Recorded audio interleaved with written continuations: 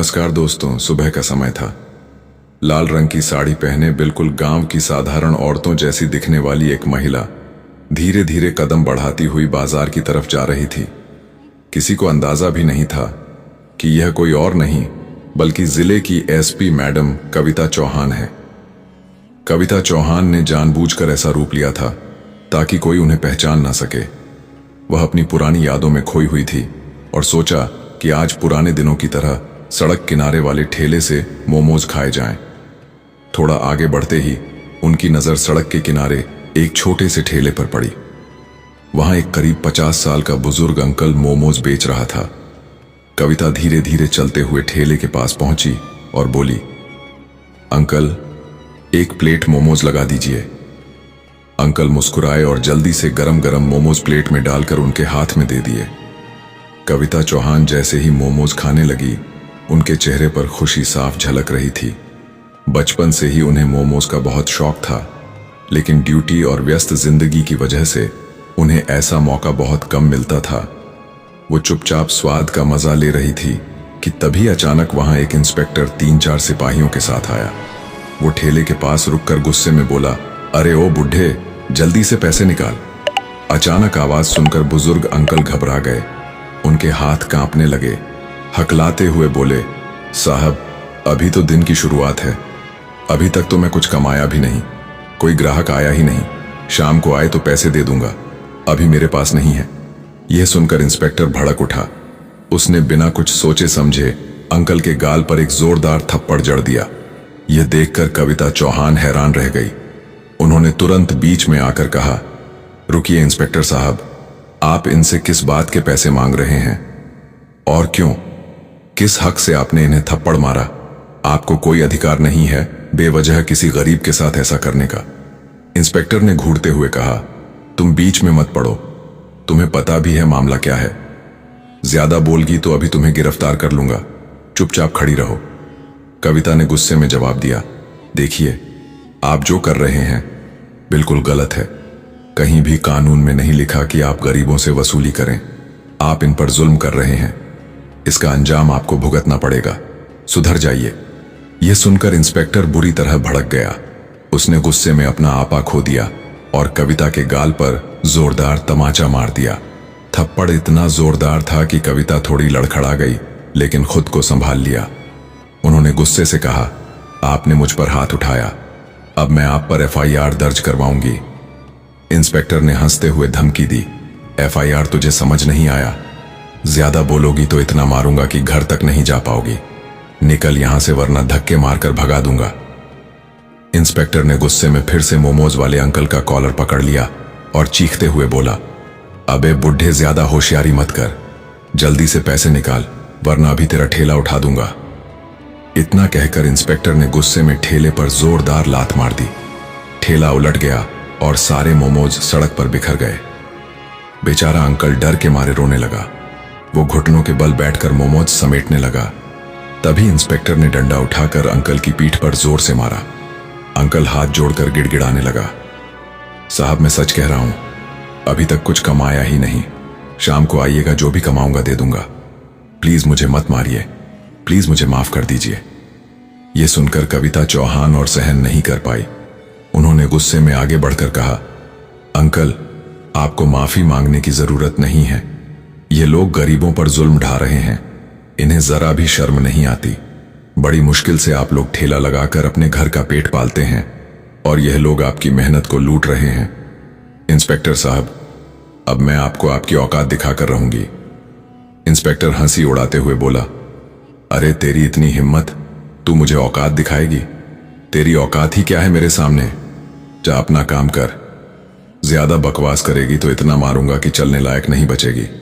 इतना कहकर इंस्पेक्टर और उसके साथ खड़े हवलदार लौटने लगे। जाते जाते इंस्पेक्टर ने मुड़कर अंकल को धमकी दी, शाम को फिर आऊंगा, अगर पैसे नहीं मिले तो ना तू बचेगा और ना तेरा ठेला, समझ गया ना? कहकर वो लोग वहां से चले गए।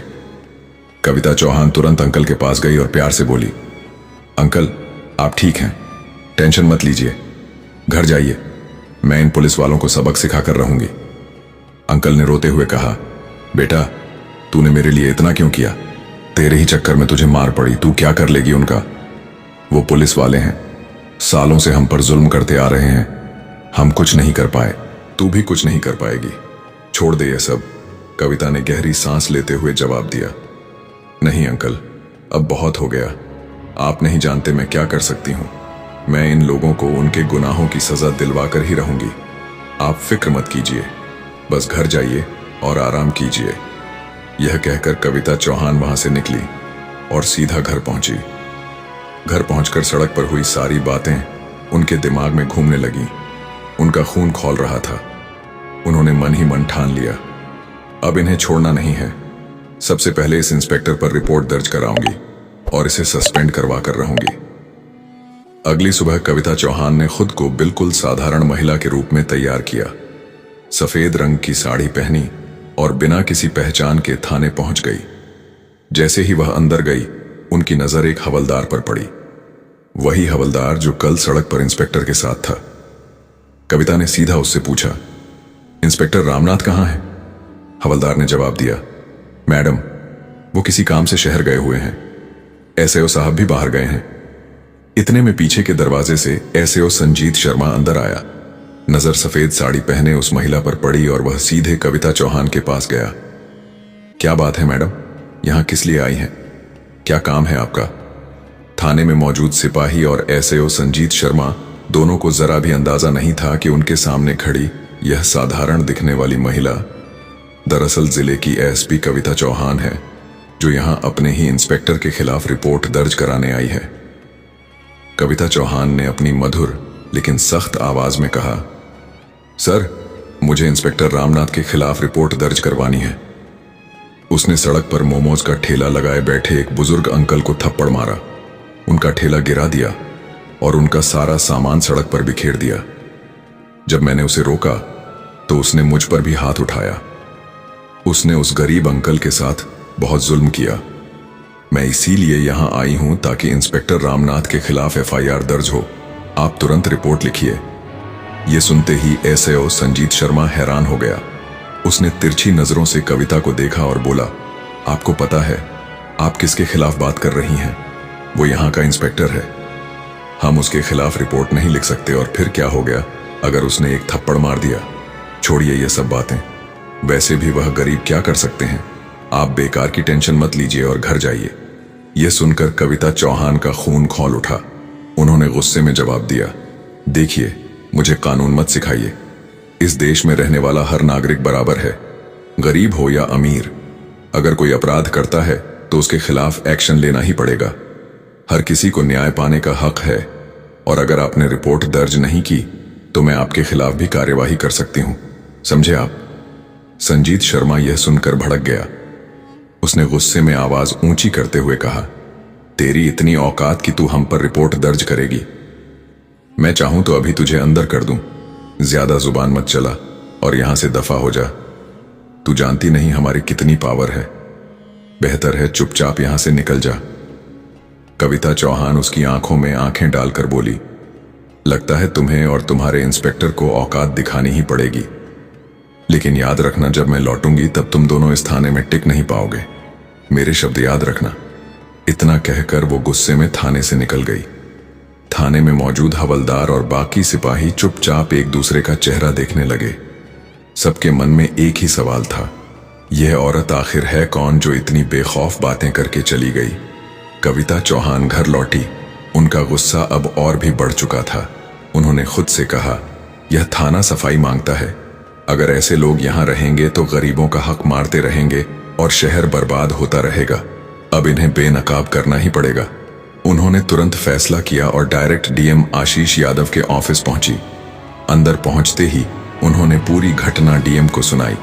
सब कुछ सुनकर डीएम का भी खून खौल उठा।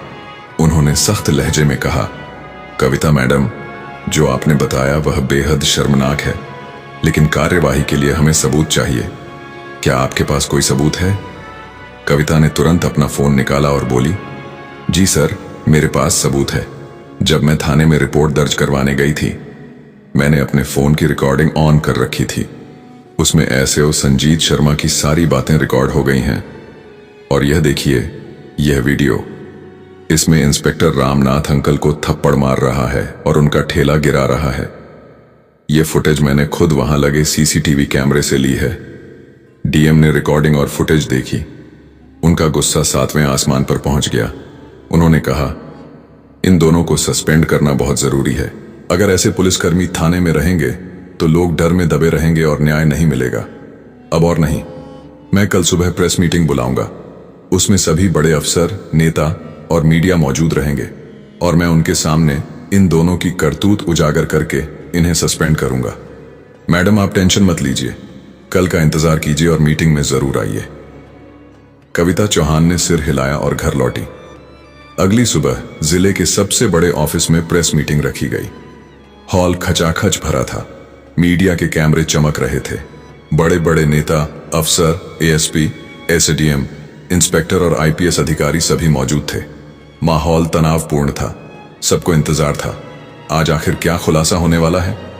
मीटिंग हॉल में सन्नाटा छा गया था। कैमरे चालू हो चुके थे। जिले के बड़े अफसर, नेता, मीडिया और तमाम पुलिस अधिकारी सामने बैठे थे। तभी डीएम आशीष यादव माइक उठाते हैं और गहरी आवाज में कहते हैं, आज मैं आप सभी को एक बेहद गंभीर मामला बताने आया हूं। हमारे जिले के थाने में इंस्पेक्टर रामनाथ और एसएओ संजीत शर्मा ने ऐसा काम किया है जो पुलिस की वर्दी पर दाग है। जिस वर्दी का काम जनता की रक्षा करना है, उसी वर्दी में रहकर इन लोगों ने गरीबों पर जुल्म ढाया और कानून का मजाक बनाया। इतना कहते ही पूरे हॉल में खुसफुसाहट शुरू हो गई। सभी लोग हैरान होकर एक दूसरे को देखने लगे। तभी डीएम ने माइक एएसपी कविता चौहान की तरफ बढ़ाया। कविता चौहान अपने आत्मविश्वास से भरे अंदाज में माइक संभालती है और कहती हैं, आप सभी जानते हैं कि पुलिस का काम है जनता की सेवा, लेकिन जब यही पुलिस जनता पर जुल्म करे तब हमें आवाज उठानी पड़ती है। कुछ दिन पहले मैंने अपने ही जिले के इंस्पेक्टर रामनाथ और एसएओ संजीत शर्मा को रंगे हाथों गरीबों से वसूली करते, मारपीट करते और कानून का दुरुपयोग करते देखा। मैंने खुद इस पर सबूत इकट्ठा किए हैं। आप सब अब वह देखिए। इतना कहते ही हॉल की बड़ी स्क्रीन पर वीडियो चलाया जाता है। वीडियो में साफ दिख रहा था इंस्पेक्टर रामनाथ सड़क किनारे एक बुजुर्ग मोमोज वाले को थप्पड़ मार रहा है, ठेला गिरा रहा है और उसे धमका रहा है। फिर थाने में एसआईओ संजीत शर्मा उस महिला से बदतमीजी करते हुए रिपोर्ट दर्ज करने से मना कर रहा है। जैसे ही वीडियो खत्म हुआ, पूरे हॉल में शोर मच गया। मीडिया वाले कैमरे की फ्लैशिंग बढ़ा देते हैं। कई नेता गुस्से में खड़े होकर कहते हैं, ऐसे अफसरों को नौकरी में रहने का कोई हक नहीं, तुरंत कार्यवाही होनी चाहिए। इसके बाद कविता चौहान ने अपनी रिकॉर्डिंग सबको सुनाई। उसमें एसआईओ संजीत शर्मा की बेहुदा बातें और रिपोर्ट दर्ज न करने की साफ आवाज गूंज रही थी। अब माहौल और गर्म हो चुका था। सभी लोग गुस्से में थे। तभी डीएम आशीष यादव फिर माइक उठाते हैं और सख्त आवाज में कहते हैं, आज से इंस्पेक्टर रामनाथ और एसएओ संजीत शर्मा को तत्काल प्रभाव से निलंबित किया जाता है। इनके खिलाफ विभागीय कार्यवाही शुरू की जाएगी। ऐसे लोगों का इस विभाग में कोई स्थान नहीं है। कानून से ऊपर कोई नहीं है, चाहे वह पुलिस ही क्यों ना हो। हॉल तालियों से गूंज उठा। मीडिया के कैमरे लगातार फ्लैश करने लगे। कई नेताओं ने आगे आकर डीएम के फैसले का समर्थन किया। तभी एक वरिष्ठ नेता खड़े होकर बोले, कविता मैडम जैसी ईमानदार अफसर ही इस जिले की शान है। आपने जो कदम उठाया उससे आम जनता का विश्वास पुलिस में कायम रहेगा। कविता चौहान ने माइक उठाकर कहा, यह लड़ाई सिर्फ एक बुजुर्ग ठेले वाले के लिए नहीं थी, बल्कि हर उस गरीब के लिए थी जो सालों से चुपचाप अन्याय सह रहा है। अब किसी गरीब को डरने की जरूरत नहीं, कानून सबके लिए बराबर है। पूरे हॉल में तालियां गूंजने लगी। इंस्पेक्टर रामनाथ और एसएचओ संजीत शर्मा को उसी मीटिंग के तुरंत बाद पुलिस सुरक्षा में थाने से बाहर ले जाया गया। दोनों के चेहरे पर शर्म और गुस्सा साफ दिख रहा था। कविता चौहान ने बाहर निकलते हुए मीडिया से कहा, आज एक मिसाल कायम हुई है। अब जिले में कोई गरीब इंसाफ के लिए दर दर नहीं भटकेगा। जो भी जनता पर जुल्म करेगा उसे यही अंजाम मिलेगा। उस दिन से पूरे जिले में चर्चा थी। एसएसपी मैडम ने कर दिखाया। गरीब ठेले वाले अंकल की आंखों में आंसू थे, लेकिन इस बार यह आंसू दर्द के नहीं, राहत के थे। और कविता चौहान के इस साहसिक कदम से पूरे जिले में एक नया संदेश गया। कानून सबके लिए बराबर है। दोस्तों, अगर आपको यह वीडियो पसंद आया हो तो प्लीज इसे लाइक करें और ज्यादा से ज्यादा लोगों तक शेयर करें। और हाँ, हमारे चैनल वर्ल्ड स्टोरी को सब्सक्राइब करना बिल्कुल ना भूलना दोस्तों। धन्यवाद।